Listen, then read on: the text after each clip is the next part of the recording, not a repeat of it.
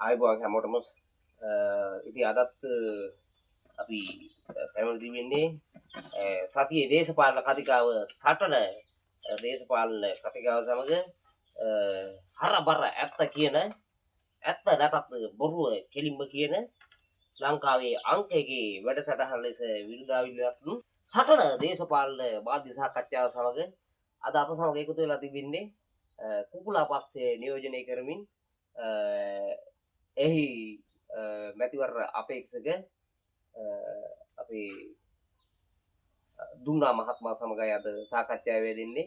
ඉතින් අපි පෙතනෙන් ඔහු ආදරේ පිළිගන්නවා. අයිබෝන් දෙනලා තමයි පටන් ගන්නෙ. හරි. අපි දන්නා මෙතනට හැමෝම දිනන්න තමයි ගොඩක් දුරට උත්සාහ කරන්නේ කියලා. ඉතින් දුන්නා මහත්මයා සමගයි අද අපි සාකච්ඡාව වෙන්නේ. ලංකා කුකුලා පක්ෂ නියෝජනය කරමින් 2035 මැතිවරණයට ඉදිරිපත් වෙන අපි දුන්නා මහත්මයා. හරි අපි සාකච්ඡාවේ යෙදෙමු. හරි ඉතින් අපි සාකච්ඡාවේ යෙදෙන ප්‍රථම අපි ආරාධ්‍ය සමග අපි පිටේ ඔබතුමාගේ නම මොකක්ද? කුකුලා දුන්නා. එතකොට කුකුලා පක්ෂෙන් තමයි ඔබතුමා ඡන්ද ඉල්ලන්නේ මේවර නේද? ඔව් 2035. ඔව්. ඉතින් කුකුලා දුන්නා අපේ ආරාධනා මුක්තාට ඉතින් අපි මෙම්බ සාකච්ඡාවේ යෙදෙන්න ප්‍රථම අපි කියන ඔබතුමාට 2035 මහවිද්‍යාලය ජයග්‍රහී පාර්ලිමේන්තුව නියෝජනය කිරීමට වාසනාව ලැබෙනවා. ඉතින් කුකුලා දුන්නා මහත්මයා මේ අපිට කියන්නකෝ බලන්න දැන් ඔබතුමා මේ පාසල් ගිහිල්ලා තියනවද? නෑ. පාසල් ගිහිල්ලා නැහැ. ඒක පාසල් යන්න නැතුවද මේ ඔබතුමා මේ 2035 පාර්ලිමේන්තු මැතිවරණයට ඉල්ලන්නේ? ඔව්. හොඳයි.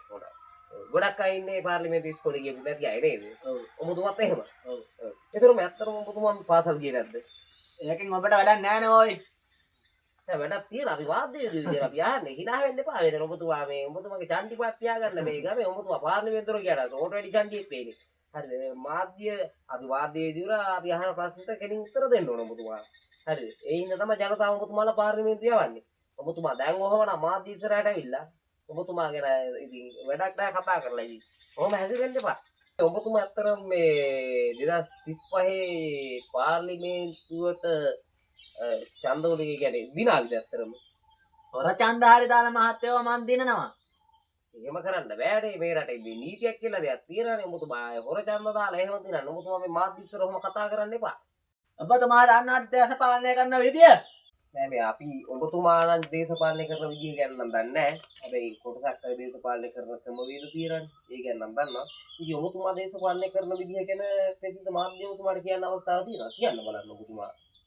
කියන ඔබතුමාගේ දේශපාලන ක්‍රමවේද ගැන පොඩ්ඩක් කියන්නකෝ බලන්න. මහත්තයෝ අපි යන විදිය වෙනයි. ඒක උන්ගෙන් අපිට වැඩක් නැහැ.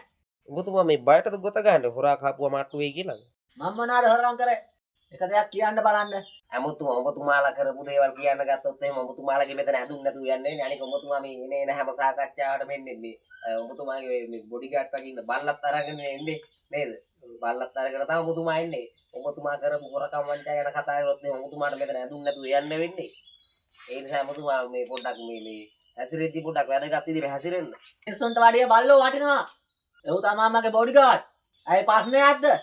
විකදේශ කතා කරද්දී පරිස්සමට කතා කරන්න. ඔව් අපිට පරිස්සමට තමයි කතා කරන්නේ. අපි දන්නවනේ ඔබතුමා කරපු හොරකම් කෙසෙල් හොරකම් කරා ඒවට අහුරා. එතකොට අර මේ ඇමරිකාවෙන් ආපු කුණකන්ට එනවා ගෙනල්ලා දෙන්න. එතන ලොකු හොරකමක් වුණා. අනේ ඔබතුමා ගැන කතා යන්නේත් නේ. ඔබතුමාගේ රෙදි නැතුව මම මුණින් කියවා යන්නේ වෙන්නේ. ඔබතුමා මොකද මෙච්චර වෙවුලන්නේ? ඇයි වෙවුලන්නේ හොරකම් කරපු හින්දාද? මෙච්චර බය වෙන්න එපා. හරිද?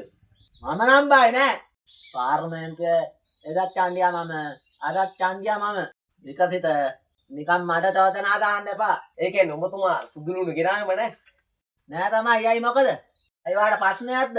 ඔබතුමාට ඕන විදිහට චණ්ඩි පාට දාන්න මෙතන බෑ. මේක ඇවිල්ලා මේ මාධ්‍ය නාලිකාවක්. ඔබතුමාගේ චණ්ඩි පාට ඔබතුමා ගෙදර තියා නෑ. මොකද ඔබතුමා කියන්නේ? ඔබතුමාට කෙලින් උත්තර දෙන්න බෑ. ඔබතුමා කරපු වංචා එකින් එක ටෙලිවෙයි කියලා බය තමයි ඔබතුමාට ඔය තියෙන්නේ. ඇයි බයද ඔබතුමා? ඒ වලට කතා නෑ. මේ අනේ මේ දුන්නා මෙතුමා ඔබතුමා ගැන අපි දන්නා. හරිද? hina වෙන්න එපා මෙතන නිකන්. ඔබතුමා තනි කර ලෝක හොරෙක්නේ බලන්නේ කියපුවා. ඔබතුමාලාගේ මිනිස්සු පාර්ලිමේන්තුව යන මිනිස්සුන්ට ගහන්න ඕනේ. දැන් මේ ඔබතුමා කියන්නේ ඔබතුමා මේ කියන කිසිම වංචාවකට දූෂණයකට සම්බන්ධ නැති උතුම් සත්ගුණවත් හොඳ මහත්මයෙක් කියලාද ඔබතුමා කියන්නේ? මම දන්නේ නැහැ. ඒකට උත්තරේ මම දන්නේ නැහැ. ඒ කියන්නේ මේ ඔබතුමා මොකුත්ම දන්නේ නැහැ. ඔබතුමා නිකන් තොක්ක බබා වගේ මෙතන නිකන් රඟපාන්න එපා. ඔබතුමා දන්නේම නැහැ කියන්නේ. නෑ තමයි. ඇයි මොකද?